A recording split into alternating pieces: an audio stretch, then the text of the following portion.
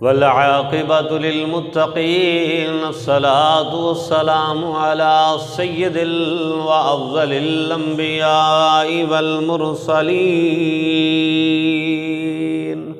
سبحان الله فقد قال الله تبارك وتعالى في القرآن المجيد والفرقان الحميد بسم اللہ الرحمن الرحیم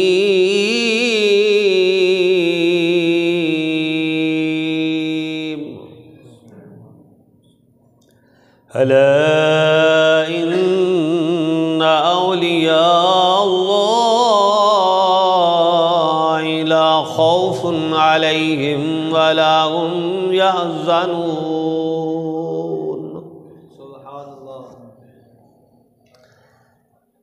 الذين آمنوا وكانوا يتقون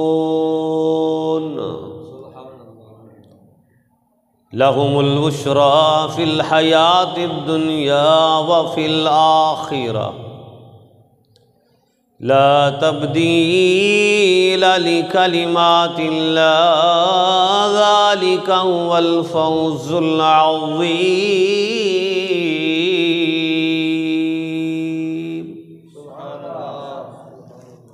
صدق اللہ مولانا العظیم وصدق رسولہ النبی الحلیم الحنین الرؤوف الرحیم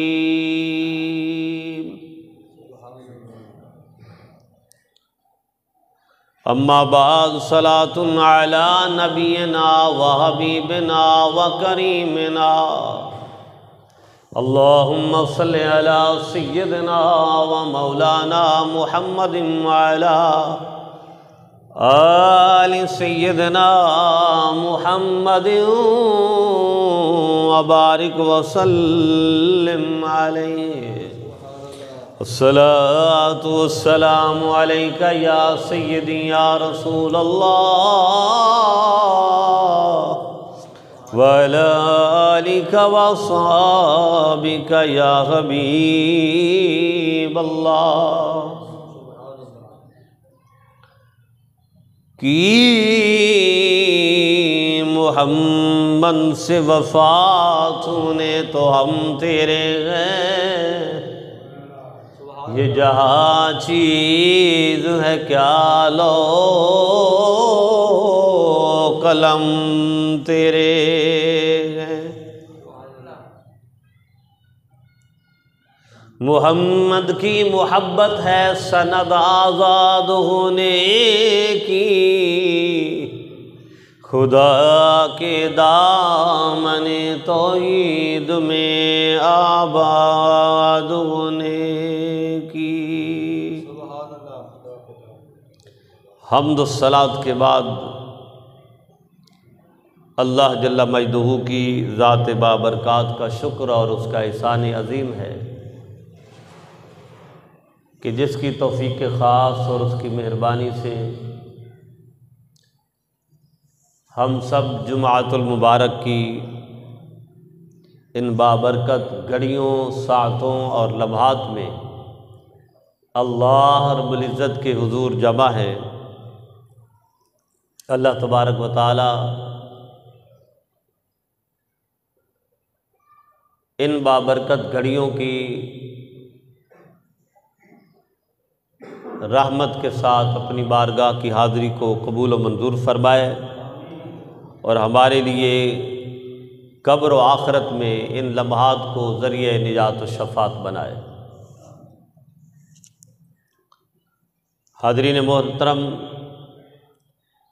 پارہ نمبر 11 سورہ یونس آیہ نمبر 62-63 کی آپ کے سامنے تلاوت کرنے کا شرف حاصل کیا ہے۔ اللہ تبارک و تعالی ہم سب کو قرآن مجید کو پڑھنا اور اس پر عمل کرنا نصیب فرمائے۔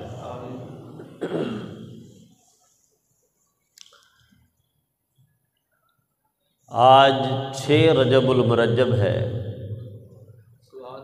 اور اس 6 رجب المرجب کی مناسبت سے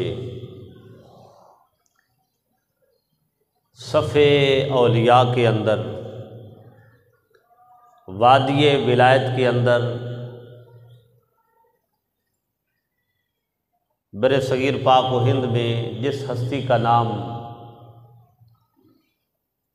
سلسلہ چشتیہ کے بانیوں کے طور پر زبان زد و عام و خاص ہے، وہ ہستی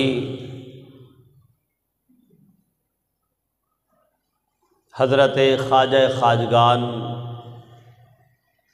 عطائے رسول سراج الاولیاء فخر الکاملین قطب العارفین تاج الاولیاء سلطان الہند ہند الولی حضرت خواجہ غریب نواز حضرت معین الدین حسن چشتی اجمیری سنجری رحمۃ اللہ علیہ، آپ کی آج کہ جمعۃ المبارک میں آپ کے نام نامی اور سیرت مبارکہ کا، حیات طیبہ کا تذکرہ آج کے جمعۃ المبارک میں ہم کریں گے۔ حاضرین محترم، یہ آقا صلی اللہ علیہ وآلہ وسلم کی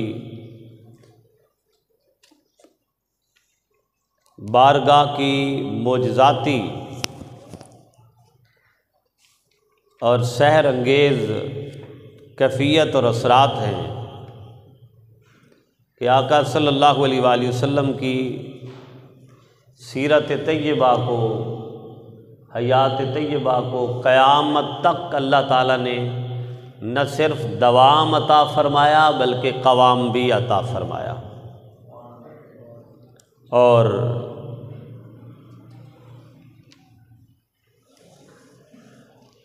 حضور علیہ السلام کی بارگاہ سے ڈائریکٹ اور براہ راست تربیت حاصل کرنے والے اصحاب رسول صلی اللہ علیہ وسلم نے آقا کی سیرت طیبہ کو حضور کی امت تک آسان طریقے سے پہنچایا، اور اس کے بعد خود حضور علیہ السلام نے ارشاد فرمایا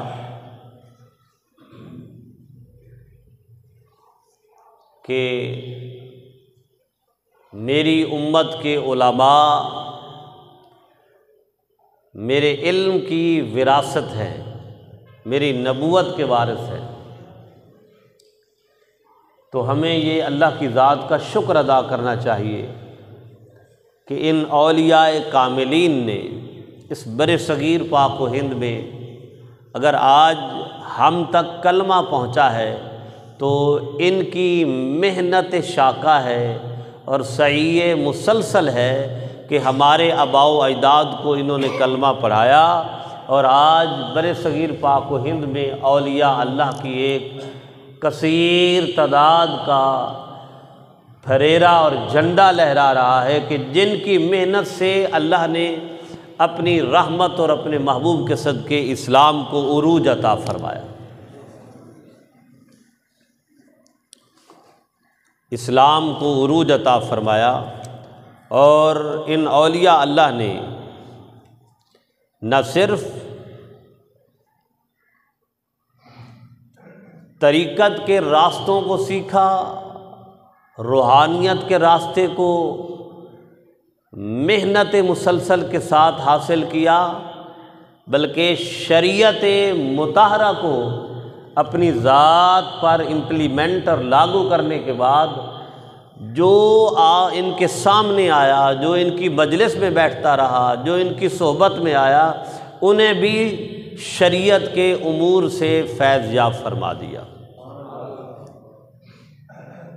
اور ولی اس وقت ولی نہیں ہوتا جب تک وہ سب سے پہلے صاحب شریعت نہیں ہوتا۔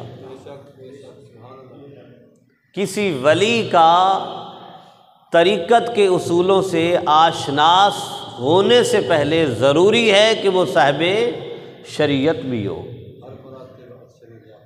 کہ اس کی زندگی کا ہر لمحہ، ہر ایک نقطہ حضور علیہ الصلوۃ والسلام کی شریعت سے، حضور کی سیرت سے، آقا صلی اللہ علیہ وآلہ وسلم کے زندگی کے مطابق گزرنے والا ہو، تو پھر وہ صاحب طریقت اللہ تعالیٰ اسے خود بخود عطا فرما دیتا ہے۔ تو حضرت خواجہ خواجگان خواجہ غریب نواز رحمہ اللہ تعالی، دیکھ لیجئے کہ آج 1442 ہجری ہے، اور 1442 ہجری میں آج ہم کیا پوری دنیا میں ایک سلسلہ چشت کا نام ہے، چشتی سلسلے کا نام ہے، اور چشتی سلسلے کو حضرت خواجہ خواجگان نے حضور علیہ الصلوۃ والسلام کی امت میں متعارف فرمایا ہے۔ حضرت خواجہ خواجگان خواجہ غریب نواز آپ 14 رجب المرجب 536 ہجری آپ کی ولادت جو ہے، بمطابق 1441 عیسوی بروز پیر، یہ آپ کی ولادت مبارکہ ہے۔ جنوبی ایران کے علاقے سیستان،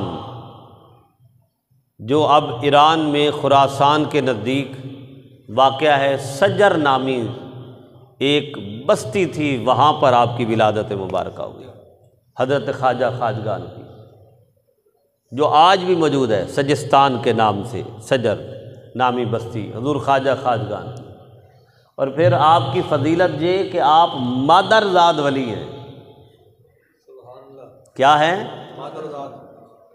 یعنی جنہیں گود والدہ سے اور پیشانی والد سے اللہ تعالیٰ نے ولایت عطا فرمائی ہے، لیکن اس کے باوجود آپ کی عمر مبارک 97 سال ہوئی۔ کوئی لمحہ زندگی کا اگر ہم ان کا مطالعہ کریں تو کوئی لمحہ ایسا ہمیں نہیں ملتا کہ جہاں آپ محنت کرتے ہوئے نظر نہ آتے ہوں، چاہے وہ شریعت کا میدان ہو، چاہے وہ طریقت کا میدان ہو۔ اور ان اولیاء اللہ کی جو زندگی ہے ہمارے لیے مشعل راہ ہے کہ ہم جو دین سے دور ہو چکے ہیں، جو شریعت محمدی سے دور ہو چکے ہیں، جہاں ہماری زندگیوں میں عمل کا جو دار و مدار ہے وہ کم ہوتا جا رہا ہے، اور ہم اللہ اور اس کے رسول صلی اللہ علیہ وسلم کے احکامات سے جو ہے جان چھڑاتے ہیں، پہلو تہی کرتے ہیں۔ ان اولیاء اللہ کی سیرت اور حیات طیبہ ہمیں رب کے دین کے قریب کرتی ہے، اور حضور کی سیرت اور شریعت محمدی صلی اللہ علیہ وسلم پر عمل کرنے کا بہترین ہمیں جو ہے وہ راستہ دکھاتی ہے۔ حضرت خواجہ خواجگان کی اس سے بڑی فضیلت یہ ہے کہ آپ نجیب الطرفین سید ہیں۔ آپ کے والد محترم حضرت غیاث الدین حسن رحمۃ اللہ علیہ، غیاث الدین حسن رحمۃ اللہ علیہ آپ کے والد محترم، آپ اپنے والد محترم کی طرف سے جو ہے حضرت امام حسن مجتبی رضی اللہ تعالیٰ عنہ تک آپ کا سلسلہ نسب جا کے ملتا ہے، یعنی آپ حسنی سید ہیں والد محترم کی طرف سے، اور اپنی والدہ محترمہ حضرت ماہ نور رحمہ اللہ تعالی، اپنی والدہ ماجدہ کی طرف سے آپ حسینی سید ہیں۔ اس لحاظ سے آپ نجیب و طرفین ہیں، یعنی دونوں سمتوں سے، یعنی والد اور والدہ دونوں طرف سے آپ یعنی حسنی اور حسینی سید ہیں۔ والد محترم کی طرف سے 8 پشتوں کے بعد حضرت امام موسیٰ کاظم رضی اللہ تعالیٰ عنہ سے آپ کا سلسلہ نسب جا کے ملتا ہے، اور والدہ محترمہ کی طرف سے حضرت حسین رضی اللہ تعالیٰ عنہ سے جا کے سلسلہ ملتا ہے۔ اور کمال کی بات ہے کہ جن کی گھٹی میں حسن و حسین کا نسب ہو، جن کی تربیت تربیت میں حسنین کریمین کی محبت ہو، حسب نسب ہو، تو پھر اس خواجہ خواجگان کی نظر میں، فکر میں اور تربیت میں اللہ کی رحمت شامل حال کیوں نہیں ہوگی؟ اللہ کی رحمت شامل حال کیوں نہیں ہوگی؟ لیکن اس کے باوجود آپ کی محنت دیکھیے کہ 9 سال کی عمر میں آپ نے قرآن مجید حفظ کے فرمایا ہے۔ دیکھیں نا، آج کے ہم مروزی جو حالات دیکھتے ہیں، آج تو آپ کو پتہ ہے کہ ہم بچے کو قرآن مجید پڑھانے کے لیے ہمارے لیے کتنا مشکل پڑتا ہے۔ ہم تو ترجیح دیتے ہیں دنیاوی تعلیم کو، اور قرآن کی، دین کی، شریعت کی جو تعلیم ہے، جو شرعی امور ہیں، احکامات ہیں، اللہ رسول صلی اللہ علیہ وسلم کی باتیں ہیں، ان کو ہم توبہ نعوذ باللہ درجہ ثانیہ میں لے جاتے ہیں، جو آج کا ایک مروزی المیہ چل رہا ہے۔ حالانکہ سب سے پہلے ہمیں فوکس یہ کرنا چاہیے کہ ہمارا بچہ اچھا قرآن پڑھنے والا ہو، اچھا نمازی ہو، اچھا دیندار بنے، اور میرا یہ ایمان ہے کہ اگر ہماری اولاد دیندار بن جائے گی تو دنیا ان کے قدموں کی ٹھوکر رب بنا دے گا۔ تو وہ ماحول اور تھا کہ 800 سال گزر چکے ہیں حضرت خواجہ خواجگان کو، وہ ماحول اور تھا۔ وہاں تو اولیاء اللہ کے تانتے بندھے ہوئے تھے، ہر جگہ جہاں بھی کوئی چاہتا اللہ والوں کے نظارے تھے، اللہ والوں کی جو ہے وہ بستیاں آباد تھیں، جو بھی تلاش کرنا چاہتا اللہ والا اس وقت مل جاتا تھا۔ یہ تو اس وقت تھا، ماحول کی بات ہوتی ہے، وقت کی بات ہوتی ہے۔ لیکن اس کے باوجود 9 سال کی کتنی عمر ہوتی ہے؟ حضرت خواجہ خواجگان نے 9 سال کی عمر مبارک میں قرآن مجید حفظ کر لیا تھا، یعنی حافظ قرآن بن گئے۔ اور اس کے بعد پھر 15 سال کی عمر میں جتنی درسیات کا نظام ہے، جو آج 20-22 بلکہ 25-26 سال کی عمر میں بچہ جا کے درسیات کا نظام، یعنی قرآن، حدیث، فقہ، اصول فقہ، تفسیر، اصول تفسیر، حدیث، اصول حدیث، یہ سارا سسٹم ایک عالم فاضل جو بنتا ہے 25 سال کی عمر میں، آپ نے 15 سال کی عمر میں صاحب شریعت یعنی شرعی امور پر دسترس حاصل فرما لی تھی۔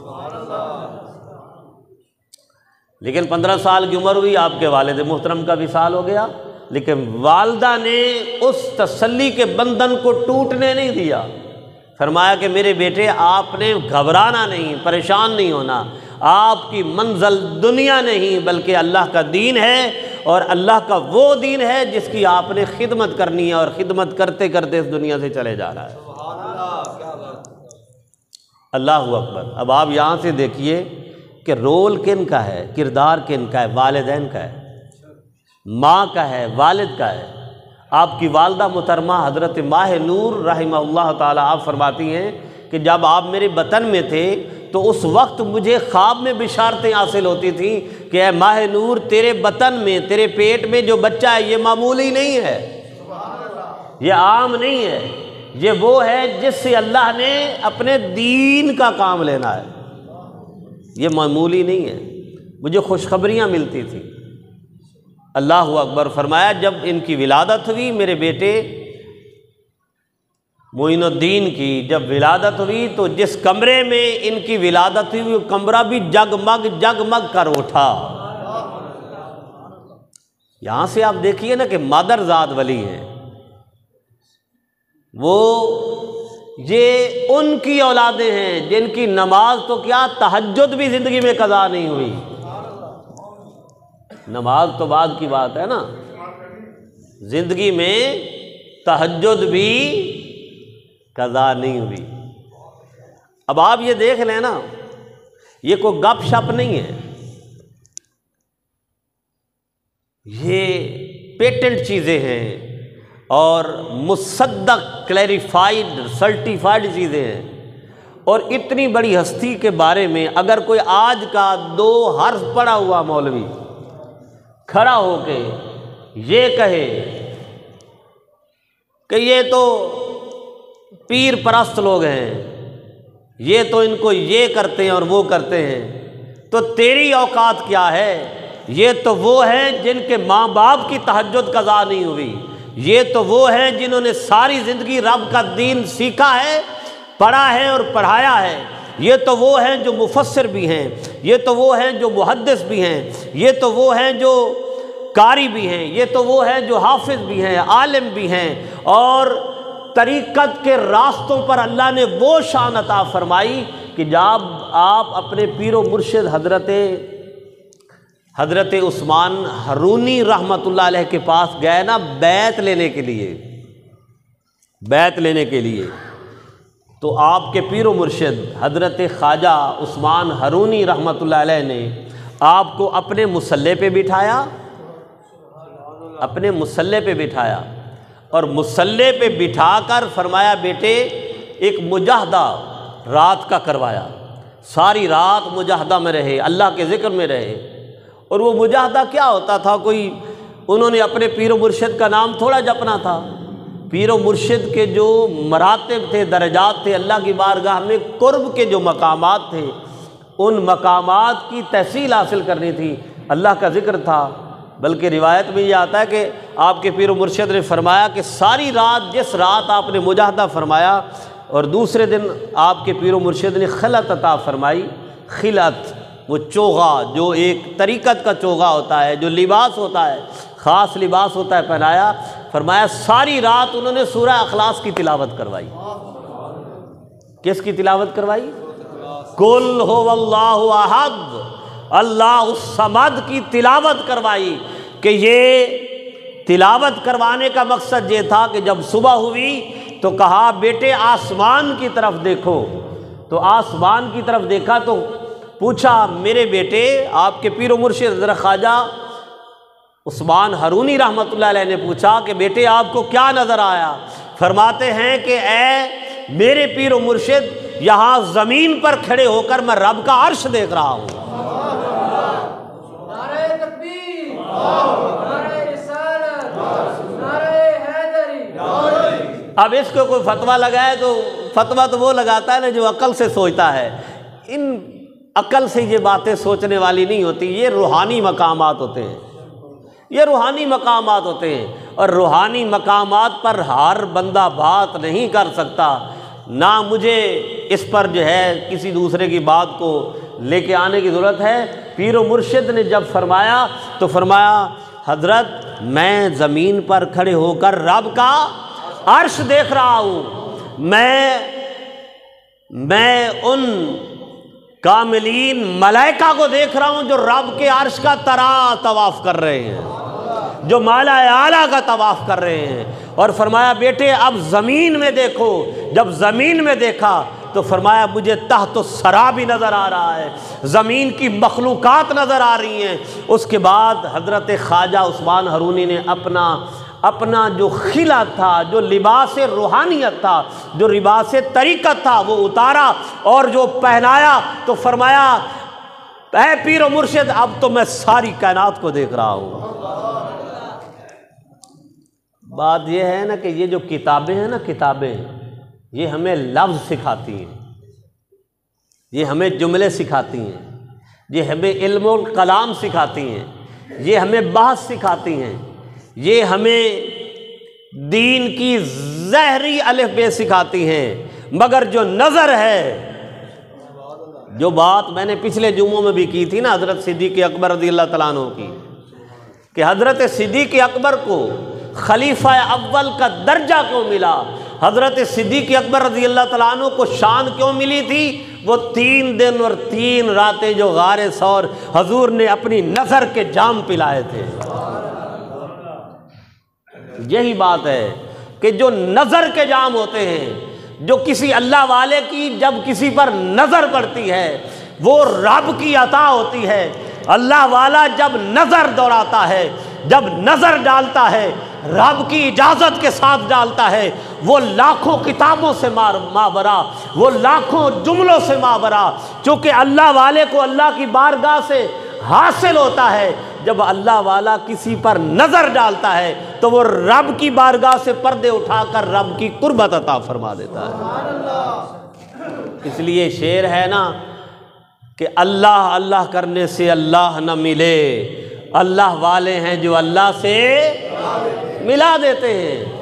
جسے کسی اللہ والے کی نظر ہی نہ پڑی ہو، اسے کیا پتا نظر میں کیا نظر ہوتی ہے، اسے کیا پتا کسی اللہ والے کی نظر میں رب کے عرش کا سایہ ہے، جب محمد کے فیضان کا سایہ ہے، جب مدینے والے کی عطا کا سایہ ہے۔ یہ وہ خواجہ خواجگان ہیں، اپنے پیر و مرشد کے ساتھ جب بارگاہ نبوی میں حاضر ہوتے ہیں تو پیر و مرشد آپ کو بھیجتے ہیں کہ جاؤ روضہ رسول میں اپنی حاضری کا نذرانہ پیش کر کے آؤ۔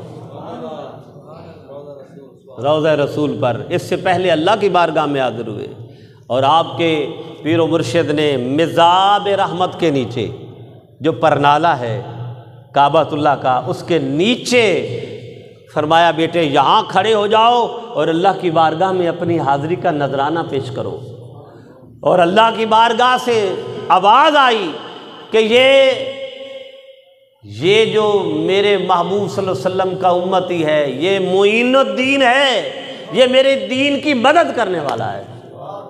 وہاں سے لقب ملا، اور جب روضہ رسول پر آئے تو وہاں پر سلام عرض کیا، السلام علیکہ یا سید المرسلین، اے انبیاء کے سردار، اس گنہگار امتی کا آپ کو سلام پیش ہو۔ روضہ رسول سے جواب آیا، وعلیک السلام یا سلطان الہند، جاؤ اے معین الدین، اللہ کے رسول نے تجھے ہندوستان کی ولایت عطا فرما دی۔ عطائے رسول یہاں سے لقب ملا، سلطان الہند کا یہاں سے لقب ملا، حضور کی بارگاہ سے۔ اب جب باہر تشریف لے آئے تو پریشان تھے کہ اللہ تعالیٰ کے رسول نے، آقا صلی اللہ علیہ وسلم نے مجھے ہندوستان کی ولایت عطا فرما دی ہے۔ اپنے پیر و مرشد سے عرض کی، پیر و مرشد نے خوشی کا اظہار فرمایا۔ اب پریشان تھے، ہندوستان تو کبھی آئے نہیں تھے، اور پھر اجمیر شریف کا نام لیا گیا۔ اب اسی رات پھر روضہ رسول پہ جب سوتے ہیں تو سامنے ہندوستان کی سرزمین ہے اور پہاڑوں کی سرزمین اجمیر کا پورا نقشہ آقا صلی اللہ علیہ وسلم نے دکھا۔ اب یہ دیکھیں نا، یہ روحانی مقامات ہوتے ہیں۔ ہمارا تو ایمان ہے کہ آج بھی اگر کائنات چل رہی ہے تو اللہ کی رحمت سے ان اللہ والوں کی شان کا سایہ ہے، اور قیامت تک جب تک اس زمین پر اللہ کے اولیاء زندہ رہیں گے، رب زمین پر اپنی مخلوق کو رزق بانٹتا رہے گا، رزق عطا فرماتا رہے گا، رب کی رحمتیں برستی رہیں گی۔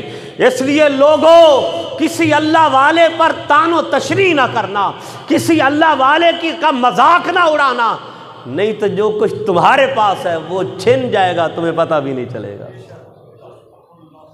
کیونکہ خود رب ذوالجلال کا وعدہ ہے، حدیث قدسی، من عاد لی ولیا فاذنتہ بالحرب، میرے کسی ولی سے دشمنی نہ پالنا۔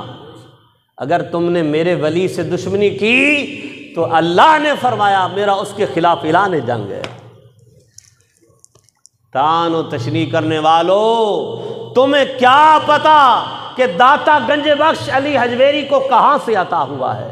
تمہیں کیا پتا حضرت بابا فرید و گنج شکر کو کہاں سے عطا ہوا، کہاں سے ڈیوٹی لگی؟ تمہیں کیا پتا خواجہ خواجگان کو کہاں سے عطا ہوا، کہاں سے آ کے ڈیوٹی لگی؟ اس لیے جب آپ اجمیر تشریف لے آئے تو آپ کے ساتھ 40 مریدین تھے۔ بولیے کتنے؟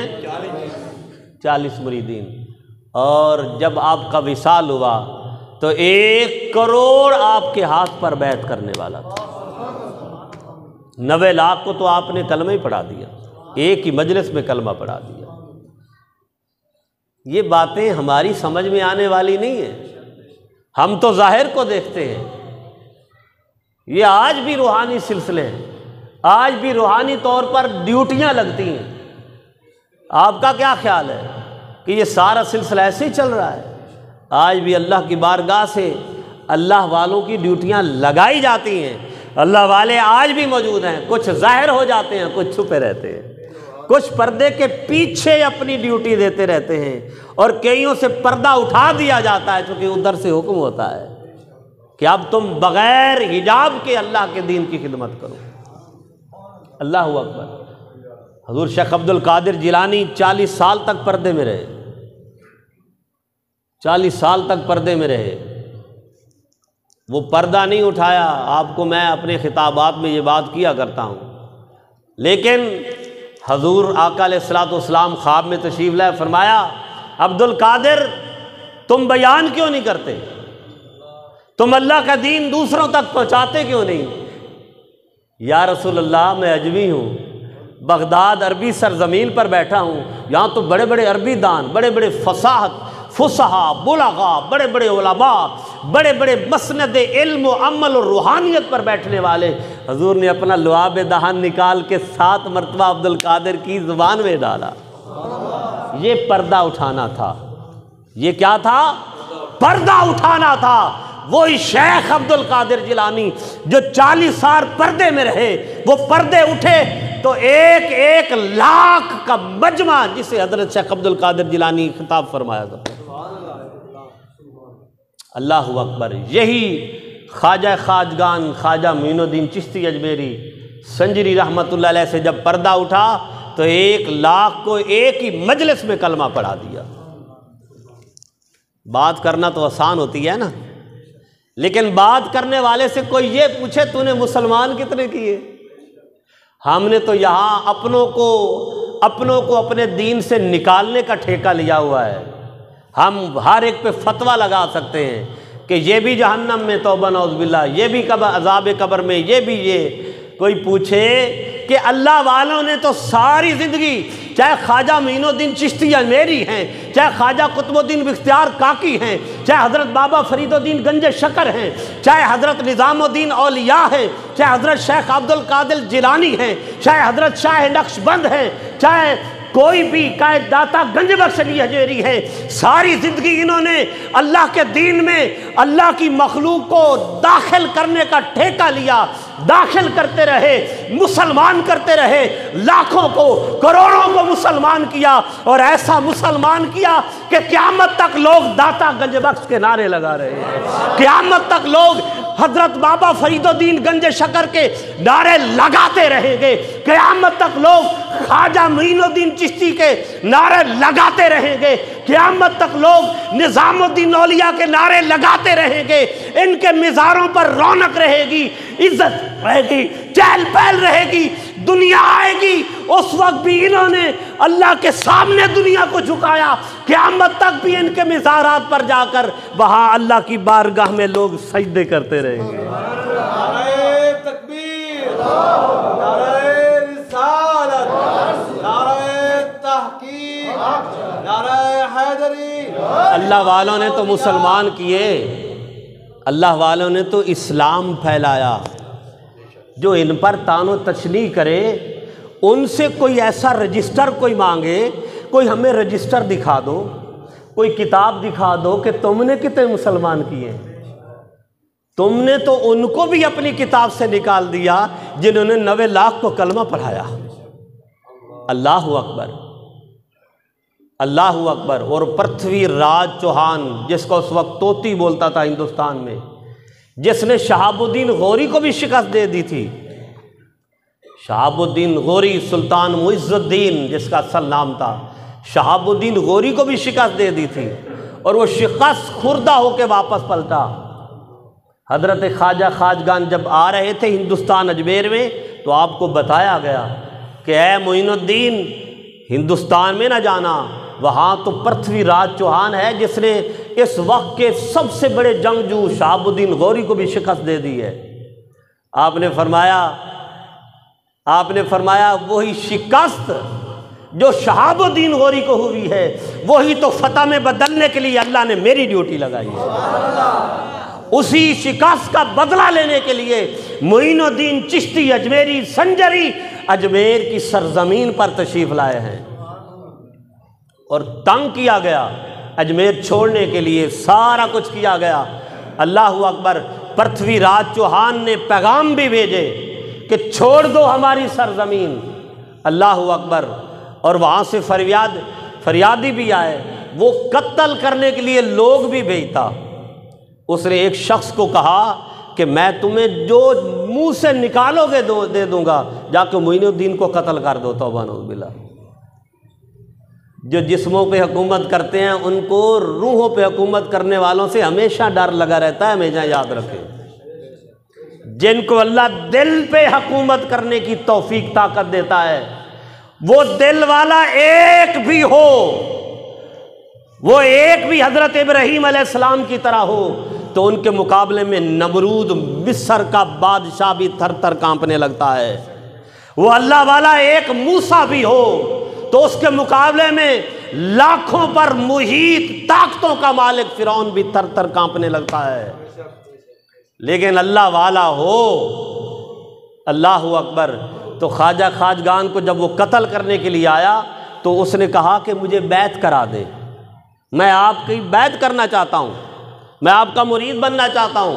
حضرت خواجہ خواجگان نے ہاتھ پہ ہاتھ رکھتے ہوئے کہا جو تیرے دل کے اندر ہے وہ بول، جو تیرے دل کے اندر ہے وہ بول، اس کے بعد میں بیعت کروں گا۔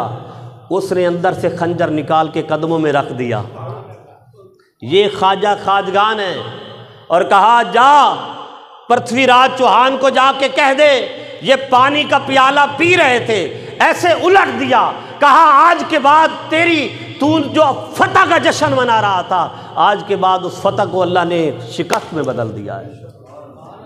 ادھر سے شہاب الدین غوری اپنے خیمے میں زخموں سے چور سویا ہوا ہے، وہ خواب میں کیا دیکھتا ہے؟ ایک بابا ہے جو کہہ رہا ہے شہاب الدین غوری ان زخموں کو ٹھیک نہیں کرنا، جہاں سے تجھے شکست ہوئی ہے اسی شکست کو اللہ نے تیری فتح میں بدل دیا ہے۔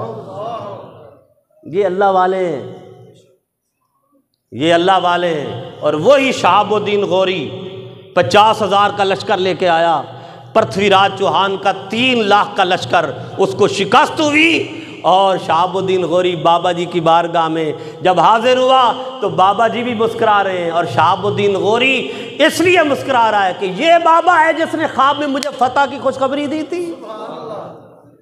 لوگو، ان اللہ والوں کی اپنا کوئی کمال نہیں ہوتا، اپنی کوئی ڈیوٹی نہیں ہوتی، یہ ڈیوٹی لگائی جاتی ہے، جب لگائی جاتی ہے تو پھر یہ نبھانا بھی جانتے ہیں۔